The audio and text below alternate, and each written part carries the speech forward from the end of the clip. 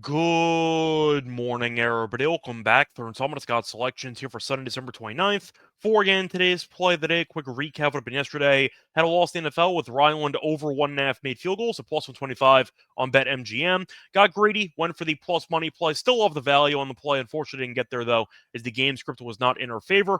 Game was close. Arizona, though, turned down a couple of potential field goals for fourth down attempts.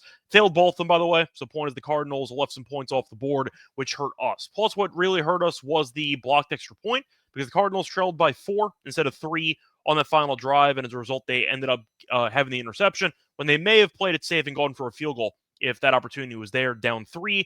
Point is, though, he finished with 1, so still like the play, just didn't get there. Look for a winner here on Sunday. For the next play, though, I want to remind everyone to get the more plays on our website. You can go to the website as the promo code WEH45 to get a code for purchase. Plus, a reminder, hit the like button. You also subscribe to the bell to get notified there's an episode. And for the extra play, going to the NFL game between the Colts and the Giants, taking place at around 1 p.m. Eastern Time. And for this game, we're going to the same game parlay. Go with the Colts first half spread, minus 2.5, parlayed with the Colts full game spread, minus 2.5. And that's going to pay to minus 130 on BetMGM. Time recording of 12:30 a.m. Eastern Time. So as a couple, going to go with the same game parlay here for this game. First reason, Colts halftime, full time, by comparison, was minus 150. Didn't want to lay that juice, so I ended up going with something a bit riskier, but the same premise at about 20 cents less. Now, the Colts, of course, are still motivated for this game, even though their playoff hopes are slim, still technically alive, so they do have to win out in order to actually get there, and beating the Giants is the first step to that potentially happening. Now, the Giants, on the other hand, are incentivized to lose because after the Raiders did end up winning last week, the Giants now have the number 1 overall pick in the draft. So whether they want to take Cam Ward or Shedeur Sanders, they do need to lose out to guarantee the first pick in the draft. So they are pretty incentivized to actually lose this game, which should result in, I'd say, a lackluster effort from the Giants as a whole. Now, you're looking at the Giants so far this season. They're at home. They have been useless at home. They are currently 0-8 straight up at home. On top of that, this is a crazy stat. The Giants are averaging 4 first half points per home game this season.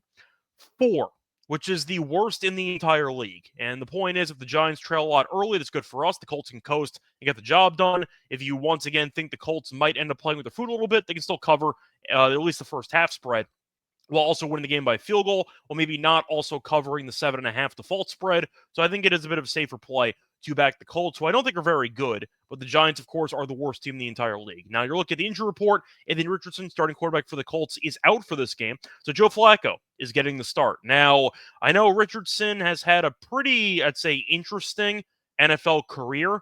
Code word for I don't think he's very good. In fact, I think Flacco might be better than him, so I'm not going to suddenly panic about a backup quarterback. I think Richardson is a really bad passer. I believe he's completing less than 48% of his passes on the season. Flacco, though, can throw, worst case scenario, and I do think you're looking at Downs being healthy again. They still have Pittman, a lot of weapons. I do see the Colts offense looking pretty sharp in this game with Flacco behind center. Now you're looking at the actual ground game for the Colts. Jonathan Taylor had a monster game against Tennessee last week, 218 rushing yards and 3 touchdowns. The Giants are really bad against the run. Giants are allowing 4.8 yards per carry, which is tied for the third most in the league. So I think the Colts offense should look pretty good in this game, whether it involves Taylor or Flacco. I think the Giants are a lost cause with Drew Lock and with all the injuries they already have to their main core. The Giants, once again, are incentivized to lose. I think that everyone in the building knows that, and the Colts are still fighting for a playoff spot, no matter how unrealistic that actual, as a prospect is. Point is motivation. It's on the Colts side, and the Giants have lost every home game, and they're averaging 4 first-half points per home game the entire season. This team stinks. I'll fade a crappy team.